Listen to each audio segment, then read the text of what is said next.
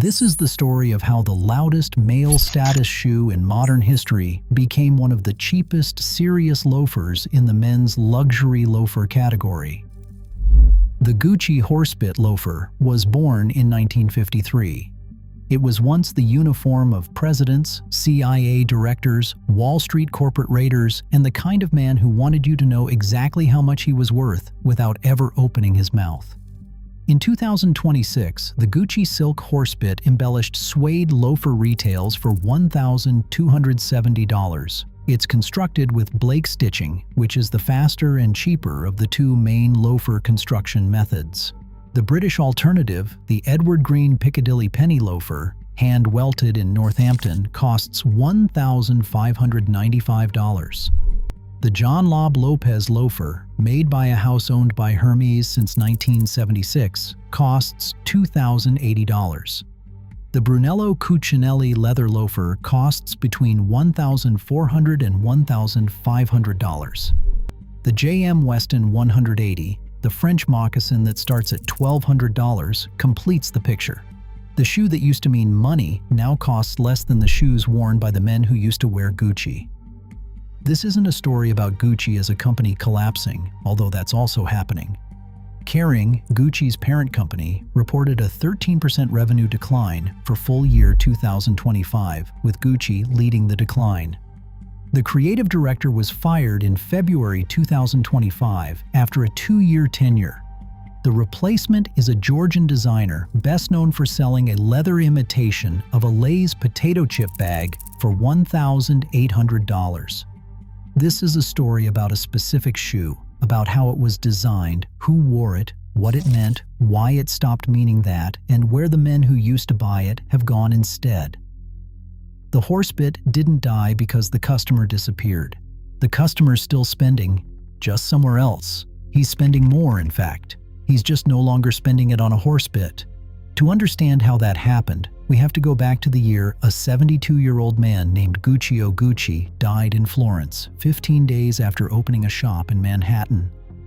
In 1953, Aldo Gucci flew from Florence to New York to open the family's first American flagship at the Savoy Plaza Hotel on East 58th Street and 5th Avenue. He was 48 years old and the eldest son of George Gucci, the founder of the leather house. 15 days after the New York store opened, his father died.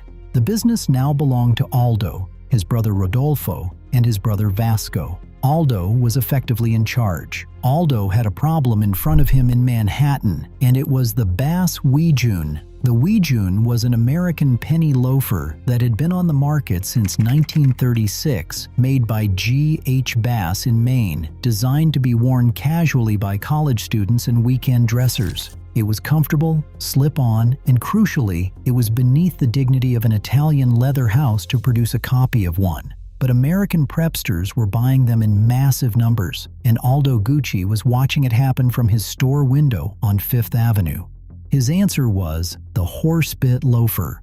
Black lightweight leather, an almond-shaped toe instead of the rounder American silhouette, and most importantly, a gilded snaffle-bit stretched across the vamp. Gucci had been making equestrian accessories since the 1920s, when Guccio first started selling saddles and bridles in Florence. The snaffle itself is a small metal piece, 2 loops connected by a flat bar, that sits in a horse's mouth to allow the rider to control the animal. Aldo's design miniaturized it, cast it in gold-toned metal, and bolted it to the front of a slip-on shoe. The combination was strange. American casual silhouette, Italian leather, equestrian hardware, gold metal where there should be nothing. It worked immediately.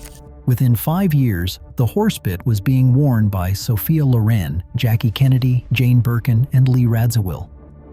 By the late 1960s, Aldo had stores on Rodeo Drive, in Tokyo, in Hong Kong, and in Paris.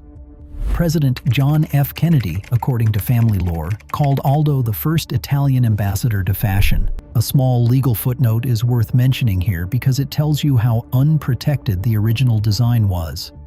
Despite the horsebit being a recognizable design feature since 1953, Gucci did not successfully register the horsebit as a U.S. trademark until 2014. The first application was filed in 2013. The examiner, an attorney named Saima Makhdoom, refused to register it. She argued the horsebit was merely ornamental, a decorative touch, and not a source identifier. Gucci appealed with a dossier of more than 200 pages. It included a 1969 paparazzi photograph of Jane Birkin in Cannes wearing goods bearing the horsebit. It included a 1980 Associated Press article on widespread counterfeiting of the design. It also included a still from The Wolf of Wall Street showing Jonah Hill holding a Gucci loafer aloft. After years of back and forth, the trademark was issued in 2014. The horsebit was finally, legally, Gucci. It took 61 years. By the late 1970s, the horsebit had migrated. The shoe that started as a celebrity object in the 1950s had become something more specific in the 1970s and the 1980s. It became the uniform of American financial power. George H.W. Bush wore horsebits while serving as director of the CIA under President Ford. Ronald Reagan wore them through both terms in the Oval Office. Francis Ford Coppola wore them on the set of The Godfather Part 2. The combination became a recognizable visual code: odd trousers or jeans, an unbuttoned dress shirt, no socks, and a pair of Gucci horsebits. It signaled wealth without effort. It signaled that you didn't need to dress up because you'd already arrived. The shoe also colonized film. Dustin Hoffman wore them in Kramer vs. Kramer in 1979. Brad Pitt wore them in Fight Club in 1999. Matt Damon wore them in The Talented Mr. Ripley the same year. And, most consequentially for the shoe's modern mythology, Leonardo DiCaprio and Jonah Hill both wore them in Martin Scorsese's The Wolf of Wall Street in 2013. That film was set in the late 1980s and the 1990s, the loafer's peak, and was costumed by Sandy Powell. At the time of release, the then Gucci creative director Frida Giannini issued a statement publicly thanking Powell for capturing the heady atmosphere of the era. But here's the inconvenient honesty beat. Multiple Wall Street alumni from the actual era, verifiable accounts from former employees of Goldman Sachs and Morgan Stanley dating back to the 1980s, have consistently reported that the dominant Wall Street loafer at Goldman was not the Gucci horsebit. It was the American-made oxblood tassel loafer. At Morgan Stanley, the dominant flat for both men and women was Ferragamo, specifically the Salvatore Ferragamo Gansini loafer, which was quieter, more restrained, and easier to walk in on marble floors. Gucci was present, but it was not the uniform. What this means is that the horsebit's Wall Street dominance was always partly mythology. The shoe wasn't being worn because every banker wore one. It was being worn because the cultural fiction said every banker wore one. The mythology became the status signal. The horsebit did not have to be on actual Wall Street feet to function as a Wall Street signifier. It just had to be believed to be there. And that distinction matters, because when the mythology breaks, so does the shoe. The mythology started breaking in 1981, not because the shoe stopped being on famous feet, but because Aldo Gucci flooded the market with it. Between 1981 and 1987, Gucci sold $400 million worth of trademarked products. In 1990 alone, the number was $227 million. The company produced 700,000 handbags per year during the 80s, distributed through licensed wholesalers, department stores in Middle America, and duty-free shops in airports across 3 continents. The horsebit motif appeared on everything that could carry a stamp: wallets, belts, scarves, sunglasses cases, jewelry boxes, keychains. The shoe was no longer rare. The signature was no longer protected. Counterfeits flooded the market because the authentic product had become functionally indistinguishable from cheap imitation through sheer ubiquity. This is the textbook definition of a luxury brand cannibalizing itself. And the cannibalism was visible inside the family in real time. In 1980, Aldo's middle son, Paolo Gucci, tried to launch his own offshoot label, the Paolo Gucci Collection, at deliberately lower price points. The intention was to capture the bottom of the market, to sell Gucci-adjacent products to people who could not afford the real thing. Aldo and his brother Rodolfo fired Paolo on the spot. Paolo sued the family for $13.3 million. In 1982, during a Gucci board meeting in Florence, Paolo allegedly produced a tape recorder to capture proceedings. According to lawsuits filed afterward, this triggered a physical altercation. Paolo left the meeting bleeding. Then Paolo retaliated in the way that mattered. He went to the IRS and tipped them off about his father's tax evasion. In 1986, Aldo Gucci, then 81 years old, was sentenced to a year and a day in federal prison for failing to pay $7 million in personal income tax. He served his sentence at a prison where designer Albert Nipon was also an inmate. When Aldo addressed the court, he reportedly said he forgave his son and forgave anyone who wanted him to be there that day. Maurizio Gucci, Rodolfo's son, took over leadership in the late 1980s and made the autopsy explicit. He believed his uncle Aldo's mass production strategy had, in his own words, cheapened Gucci's identity as a luxury brand. That was the autopsy. By 1993, the Gucci family was entirely ousted from the company's capital. In 1999, Gucci became a subsidiary of the French luxury conglomerate Kering. The horsebit survived the family, but the horsebit had also been the weapon the family used to destroy itself. Every time you saw one in 1985, it could have been an authentic Italian Gucci product, or it could have been a licensed reproduction from a department store in Phoenix, or it could have been a counterfeit from a vendor in Midtown Manhattan. The horsebit did not die from a single event. It died from oversupply. The 1990s and the 2000s saw the brand revived under new creative direction. Tom Ford's 10-year tenure from 1994 to 2004 resurrected the brand from near bankruptcy, turning Gucci into one of the most commercially dominant fashion houses in the world. The horsebit survived, so did the company, but the meaning of the shoe had already begun to shift in a way that the brand would not fully understand until much later. In 2015, the new creative director, Alessandro Michele, released a horsebit-style mule called the Princetown. It was backless, fur-lined, offered in the same construction for both men and women, with no distinction. The shoe was ironic, decorative, and explicitly post-gender. It exploded. The Princetown sold to fashion students. It sold to K-pop stars. It sold to Instagram models. It became one of the most copied luxury shoe designs of the late 2010s. It permanently altered what the horsebit meant. The shoe was no longer a discreet male power signal worn by a man who did not want you to look at his feet. It was a fashion object worn by people who specifically wanted you to look at their feet, and to know they had paid extravagantly to put them in something that no one else's grandfather would ever have worn.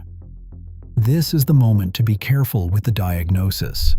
The horsebit did not lose its meaning because nobody wanted it. It lost its meaning because everyone wanted it, for exactly the opposite reason it was originally designed for. Aldo Gucci built the horsebit to give an American man a discreet way to signal Italian taste. Alessandro Michele turned the horsebit into the loudest possible way to signal contemporary fashion fluency. Both of those things cannot be true at the same time. One of them had to lose. The man who used to wear horsebits to a meeting in 1987 was not going to wear the Princetown to the same meeting in 2017. He was going to wear something else. The question was what? What follows is a documented timeline of the last 36 months of Gucci's commercial collapse, because the financial data tells you everything you need to know about what happened to the shoe. In January 2023, Kering hired Sabato De Sarno as Gucci's new creative director. De Sarno was a quiet luxury bet. He had previously been at Valentino under Pierpaolo Piccioli, and his stated mandate at Gucci was to emphasize the brand's heritage and craftsmanship, to elevate the product, and to wean Gucci off its dependence on entry-level merchandise, the sneakers, the hoodies, the mini bags, and yes, the discounted horsebit loafers at outlet stores. His first collection debuted at Milan Fashion Week in September 2023. The reviews were mixed. The second collection was also mixed. The third was mixed. By the third quarter of 2024, Gucci's organic sales were down 25% year-over-year. In reported terms, revenues had fallen 26% to 1.64 billion euros in a single quarter. On February 6, 2025, Gucci announced that DeSarno was leaving the company. He had been the creative director for 2 years. In March 2025, Kering announced his replacement. The new artistic director of Gucci would be Demna Gucci, the Georgian designer who had spent the previous decade at Balenciaga. Demna was best known for selling a leather imitation of a Lay's potato chip bag for $1,800. He was known for putting a leather trash bag on the Balenciaga runway with a $1,790 retail price. And he was known for a 2022 holiday campaign that triggered an international boycott of Balenciaga and a partial commercial recovery only by mid-2023. Demna's first collection for Gucci, called La Famiglia, debuted in September 2025. It was, by every measurable indicator, the clearest possible signal that the company selling the leather is no longer the company that the original buyer of the leather expects. For the full year 2025, Kering reported total revenue of 14.675 billion euros. That was a 13% decline reported and 10% on a comparable basis. Gucci led the decline. For context, LVMH, Kering's principal rival in the luxury conglomerate space, reported comparative resilience in the same period, with its fashion and leather goods division outperforming. The divergence between the two conglomerates tells you everything about which direction the serious money is traveling. Now consider what this means specifically for the horsebit. The shoe is currently being made by a company whose largest brand is in a multi-year revenue freefall. It is currently being marketed by a creative director whose previous work included selling a trash bag for nearly $2,000, and it is currently being priced below the British alternatives that the actual luxury male customer has migrated to. The brand has openly said it wants to reduce its exposure to entry-level products. The horsebit is structurally an entry-level product at this point. It is the cheapest serious money item in the Gucci leather portfolio, the gateway purchase, the shoe a man buys when he wants to own one piece of Gucci. And Gucci has effectively told its own market that it wishes the entry-level customer would go away. The entry-level customer is doing exactly that. The man who used to wear horsebits is now wearing something else, and it has a name and a price tag. Call it stealth wealth. Call it quiet luxury. Whatever you call it, the men practicing it have very specific tastes in footwear. He is wearing the Edward Green Piccadilly. That shoe costs $1,595. It is made in Northampton, England, by a company founded in 1890. It is hand-welted, which means the upper of the shoe is sewn to a strip of leather called a welt, which is then sewn to the sole. The construction takes longer, uses more material, and produces a shoe that can be resoled multiple times across decades. Goodyear welted and hand-welted shoes like this can typically be resoled 5 to 7 times before the upper degrades. Blake-stitched shoes like the Gucci horsebit typically allow 2 to 3 resoles at most. Or he is wearing the John Lobb Lopez. That shoe costs $2,080. John Lobb was founded in 1849 and has been owned by Hermes since 1976. It is also made in Northampton. It is also hand-welted. It is designed to last. Or the Berluti Andy Loafer, which sits at the very top of the French luxury leather hierarchy and is hand-patinated to order. Or the J.M. Weston 180, the moccasin that the French political class and old-money Europeans have worn since 1946, which starts at $1,200 and resoles indefinitely. Or he is wearing the Brunello Cucinelli leather loafer, or the Loro Piana suede loafer. Those cost between $1,400 and $1,500. They are quiet. They have no visible logo, no metal hardware, no horsebit. they look to the uninitiated like ordinary brown shoes. That last fact is the point. The new luxury male customer specifically wants his shoe to look ordinary. He wants the people who know to know and the people who do not to keep not knowing. This is what got called stealth wealth, first in fashion media and then, after HBO's Succession put it on primetime television, where characters were costumed in Loro Piana and Brunello Cucinelli, specifically to signal that kind of invisible power, in every men's magazine in print. The horsebit cannot do that. It is engineered at the design level to be recognizable. A snaffle-bit cast in gold-toned metal across the vamp is not a stealth signal. It is a sandwich board. The technical insult lands on top of the cultural one. In a recent ranking of ready-to-wear menswear shoe brands published by Gentleman's Gazette, a publication that has tracked classic menswear for over a decade, the Gucci horsebit loafer received a construction grade of C and a pricing grade of D+. The reviewers noted that the Gucci horsebit is Blake-stitched, not Goodyear-welted. They noted that the horsebit hardware physically rattles during normal walking. They graded John Lobb, Edward Green, and Crockett & Jones at A and B+. The Italian shoe priced at $1,270 is now technically worse than the British shoes priced at $1,595 and $2,080. The price difference is no longer a luxury markdown. It is an honest report on the quality. Robb Report, in its most recent Essentials Guide to Men's Loafers, places the Gucci horsebit in its lineup, but describes it with unusual precision. The Gucci model, the magazine writes, is the rebel of the family. Iconic, extravagant, and a little aggressive, though more recently other makers have started to offer designs that suggest calmer confidence. Calmer confidence. 3 words. That's the entire eulogy. The Gucci horsebit was loud by design.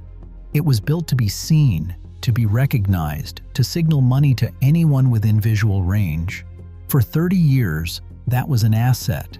The men who bought it wanted exactly that. They wanted the gold medal across the vamp.